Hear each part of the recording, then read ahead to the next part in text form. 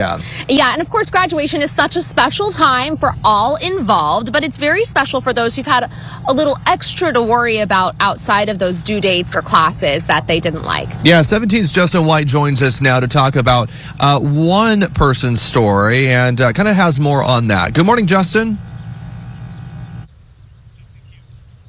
Alex and Maddie, yeah, we've actually covered this kid a few times in the past. He has faced setback after setback and illness after illness. Even his family thought at times he may not make it through.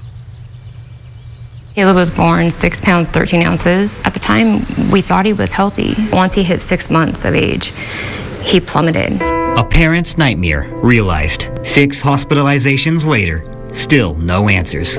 Until finally, My husband told me to go home and get some rest. I had been there for 3 days straight, and I went home, and then he called me within 2 hours of me leaving the hospital and said, "You need to get back down here. They think it's his heart." In the 15 minutes that it took for me just to grab my purse and get in the car and was already on my way, he called and he said it's his heart.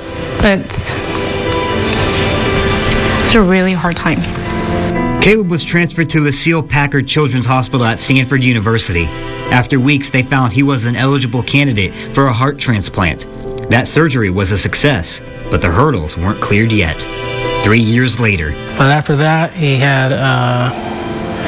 developed cancer from the medication, the heart transplant medication.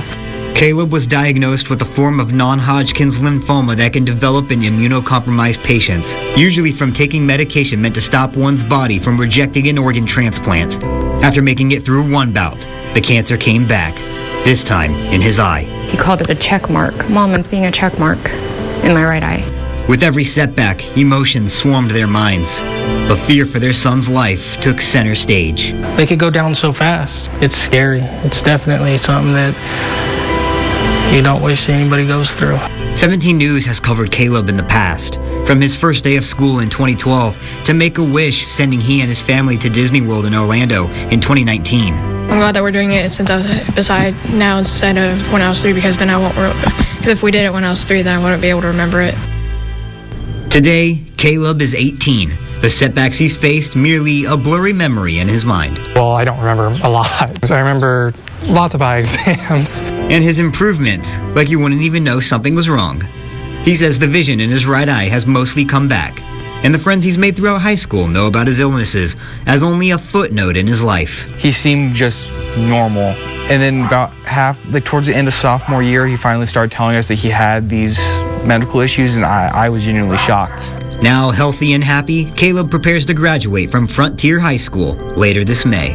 When Caleb had his transplant, they had told us maybe 10 years, if we're lucky, like that we could count on. And we just kept taking it every year, year by year. And to make it to him being 18, his heart being 17, and he's had it for 16 years, and he's getting ready to graduate high school. What? He's gotten to enjoy life. One of my friends, he gave me a verse when Caleb had his heart transplant. He came up to me and said, God told me that he's going to live, he's going to see him through his youth, so don't worry, and we held on to that. It's been great watching him grow up. Even for Caleb himself, it almost feels like he's reached an untouchable milestone. Honestly, it does feel a little bit impossible that it's happening. It's strange in a good way, just overall amazing that I've made it this far. His message for those trying to achieve their own impossible. Push through it, it gets better. It always does.